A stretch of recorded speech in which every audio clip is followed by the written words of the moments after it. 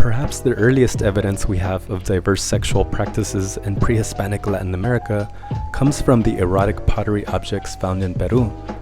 These vessels date to the Moche culture from 100 to 800 CE. They depict heterosexuality, homosexuality, masturbation, and even bestiality, among other acts.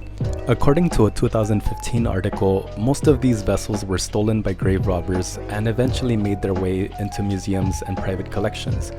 But why are the Moche erotic pots so underrated?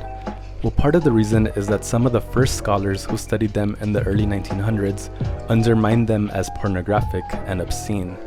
In 1915, the physician Emilio Valdizan suggested that the Moche artworks were a product of cocaine abuse, while in 1925, the archaeologist Arthur Poznansky blamed cranial deformation. The Moche figures depicting sex between two men received even less attention.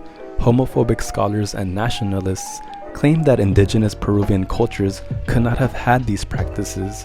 Museum collectors destroyed many of the Moche artworks in the 20th century because they considered them shameful. It wasn't until 1965 that the first serious works on the Moche erotic artworks began to emerge that didn't just write them off as perverted and worthless. Since then, there have been many ideas proposed about what these pottery objects meant to the ancient Peruvian cultures.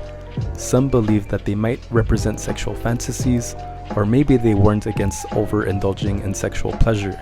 Some scholars have also cited them as evidence that indigenous cultures in Peru were sexually liberal.